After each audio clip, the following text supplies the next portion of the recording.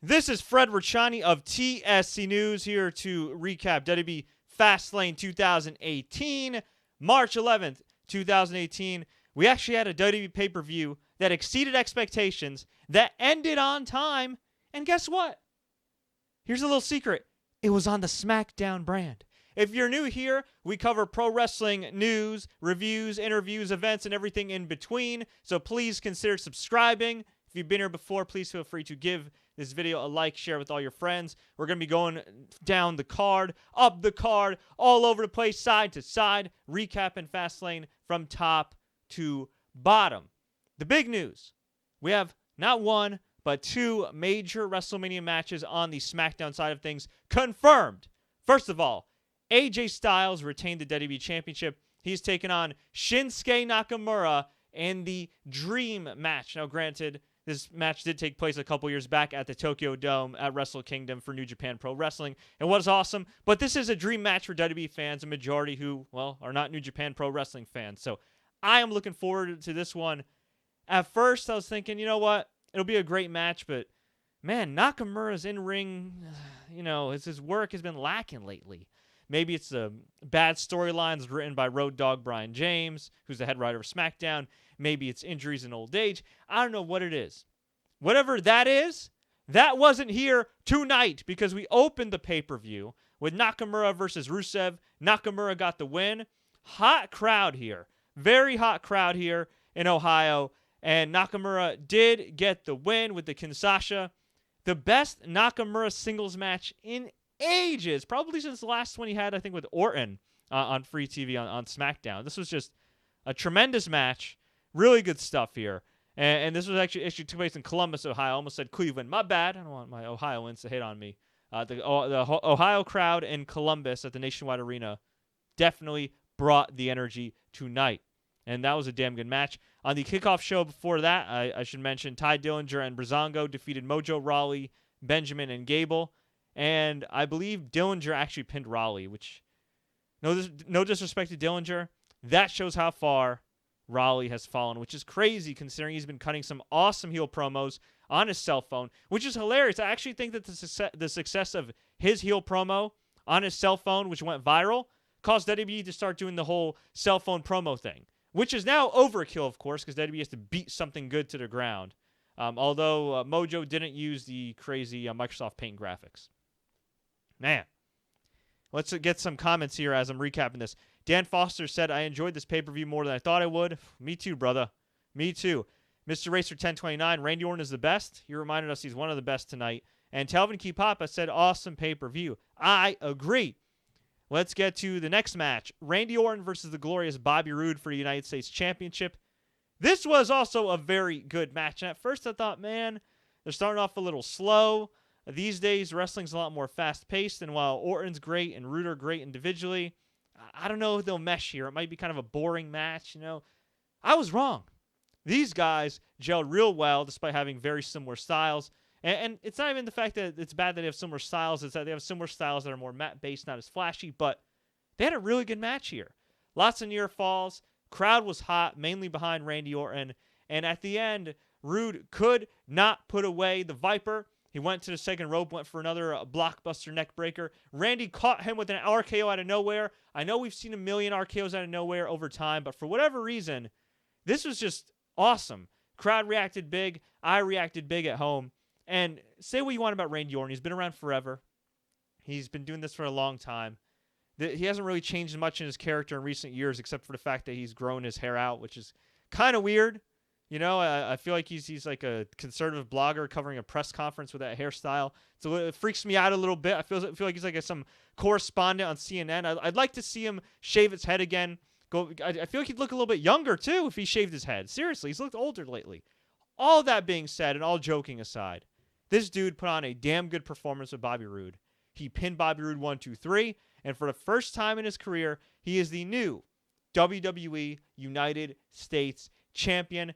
After the match, Jinder Mahal in his gear, it looked like he was going to challenge Orton on the spot, but instead, they brawled. Jinder Mahal attacked him. Roode hit the glorious DDT for the save, and then Bobby Roode turned heel and hit the glorious DDT on Orton. Listen, this happy-go-lucky Bobby Roode, who's, smiles and has the robe and does the glorious. That's cute and all. Okay? But you know what Bobby Roode I like? I like the Bobby Roode that's a prick. I like the Bobby Roode that's got money on top of money on top of money. I like the Bobby Roode that's got tons of money in the bank, courtesy of Robert Roode Incorporated. And yes, I just threw a TNA reference in there because, man, I saw a clip of old TNA on Impact Wrestling. I guess they're promoting their streaming service, and it was Christian versus Monty Brown for the NWA title. And after that quick clip, I almost cried. I was like, damn, I used to love TNA. Bobby Roode used to be in TNA. Oh, man. I'm happy he's in WWE. I'm happy he's making money, but it's a hardcore wrestling fan that invested all these years of Impact just to see them on a station where they're getting 200,000 viewers or however much it is. Ugh, it hurts. It hurts. Anyway, what also hurt was the glorious DDT on Orton, and it looks like it's going to be a triple threat match at WrestleMania. How original, right? On the Raw side, we have a triple threat for the IC title with Balor, Miz, and Rollins. And on SmackDown, we have a triple threat U.S. title match. It's kind of like when they brought in Absolution and Riot Squad in the same week. Oh, well. Can't complain there. We had Miz Money in the Bank, Carmella, and Natalya defeat Naomi and Becky Lynch in a tag team match. This was a perfectly fine SmackDown match. Nothing special. Carmella hit a head kick on Becky Lynch for the pin after a Natalya distraction. Poor Becky Lynch, always freaking losing these matches. That sucks. But this was some pretty decent stuff here. We had the Usos take on the New Day.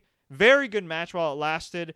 The theme of this match was both these teams were hitting all their trademark spots, as in they were taking the trademark spots of the opposing team. So the New Day hit like the hip attack, shades of Umaga and the Usos. The Usos hit the Midnight Hour finishing move. It was pretty good stuff. And then Bludgeon Brothers ran out. Actually, they didn't even run out. They just came out, walked slowly, and destroyed everybody. Most notably Xavier Woods, who was slammed onto the steel steps. Michael Cole said that, or not Michael Cole, Todd Phillips, whatever. Michael Cole's love child, Todd Phillips, whatever his damn name is, said that Xavier Woods had to be taken to a local medical facility because they're not allowed to say the word hospital. And apparently he has like a spinal contusion or something, which is real cute because, get this, right? They had the steel step spot, but in the main event, they had Baron Corbin taking AA on the steel steps as well, and I guarantee you Baron Corbin's going to be on TV in 2 days. Just a little bit of quality control here, guys. Just saying. Throwing out some suggestions, all right? Whew. All right. So that was a no contest.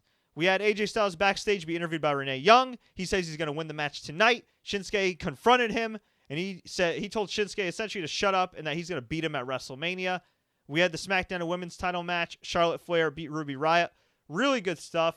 Ruby Riott had this match won for a while, or at least seemed to have it won for a while, but Charlotte kept kicking out, and thwarting the Riott Squad's interference. Of course, he had Becky Lynch and Naomi come out as well, and there was a whole kerfuffle outside. Referee ended up throwing out Becky Lynch and Naomi, which almost led to Ruby Riott getting the upper hand. It was kind of weird because Ruby Riott was just standing there. But actually, you know what? No, now thinking about it, Ruby Riott did have the Riott Squad beat up Charlotte for a little bit. I thought it would lead to a near fall, but instead it led to some fists and stomps by the Riott Squad real quick, followed by the ref catching the Riott Squad, throwing them out from ringside. And then we had Charlotte Ruby one-on-one, and at the end it was Charlotte getting the tap-out victory via the figure 8. After the match, Asuka came out in her gear. She was looking great, but in her gear. And it's kind of weird. I mean, why can't you just walk out in like a suit or something or street clothes? Guess she just felt like putting on her gear. I mean, it's Asuka. Whatever. I get it. I mean, she has jacked up muscles like Jinder Mahal. Maybe she wants to show off her physique. By all means, I don't mind. But she came out, danced to her theme song, pointed to the WrestleMania sign, didn't even get on the mic. I don't think she even pointed to the women's title. She just stared down Charlotte and walked away. Crowd did pop for this, but I think it would have been a bigger pop if she said, "You, me, WrestleMania." But that's a minor thing. So Charlotte versus Asuka at WrestleMania. That should be one hell of a match. My heart was with Ruby Riott here. Nothing against Charlotte. But it's nice to see somebody new being pushed in the women's division.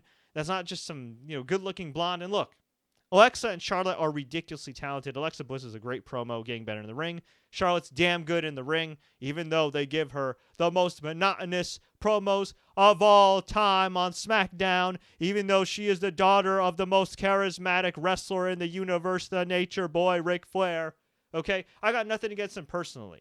But for the last year, couple years, more than that, it's been like Alexa, Charlotte. Yeah, we had Naomi in between. We had Natalya in between. We had a little bit of Becky Lynch. But for the most part, it's been dominated by these two. And God bless them. They work really hard. They're very entertaining. But it's just nice to see someone different. And I was hoping that Ruby Riott would win this match. But she didn't. And look, it's not the end of the world. Charlotte's been protected. Asuka's been protected. It's going to be a great match. I just hope that after WrestleMania, we get some changes, okay? We get maybe Nia Jax as Raw Women's Champion, Asuka as SmackDown Women's Champion. Let's see what happens. Maybe we'll get some new women called up like Ember Moon and the Iconic Duo. We'll see. It's just be nice to shake things up a little bit. That's all I'm saying. And I don't even mind them necessarily pushing Charlotte and Alexa Bliss, but I don't think they need to have a stranglehold on the title, if you know what I'm saying. Anyway, that's that. And then we had the main event. Six-pack challenge for the WWE Championship. AJ Styles versus Kevin Owens, Sami Zayn, Dolph Ziggler, Baron Corbin, John Cena, Jesus Christ, and everybody else that was added to this match. AJ Styles ended up getting the win by hitting a phenomenal forearm on Kevin Owens. This match was nuts, so here's my quick recap on this. John Cena took out everybody in sight, or tried to anyway. Afterwards, all 5 superstars recovered and beat up John Cena. There were a ton of near falls. Cena AA'd AJ Styles through the announcer's table. There was a crazy sequence where Shane McMahon was just, randomly at ringside. No Daniel Bryan, by the way. If Daniel Bryan was backstage, let me know. I might have missed it. I was a little busy tonight doing this recap, but also some interviews and reviews I'm working on that you guys will see later this week. But anyway, no Daniel Bryan in sight, at least for the main event. And, it was a crazy sequence. So Shane was at ringside. Sami Zayn confronted him. Afterwards, Kevin Owens went to hit a super kick. Zayn moved, knocked out Shane McMahon. How does Shane McMahon sell this? Well, after things break down between Kevin Owens and Sami Zayn, Kevin Owens had Sami Zayn pinned, but Shane McMahon magically recovers from what looked like a concussion to pull the referee out from Kevin Owens' pinfall attempt. So he broke that pinfall. Then Sami Zayn hit the haluva kick on Owens. 1, 2, and Shane McMahon broke up that pinfall too, which was just ridiculous. I was just begging somebody to beat up Shane McMahon. Ugh. Then the steel steps were thrown into the mix, literally. John Cena AA'd Baron Corbin on the steps because, who cares about Xavier Woods? The pinfall was broken up by Ziggler. Cena tried to throw the steps at Ziggler, but Ziggler moved. Cena hit the AA on Ziggler. Was going to go for another one, but Owens hit the pop-up powerbomb on Cena, and then Styles hit the phenomenal forearm for the pin to cap off what was a surprisingly very good pay-per-view.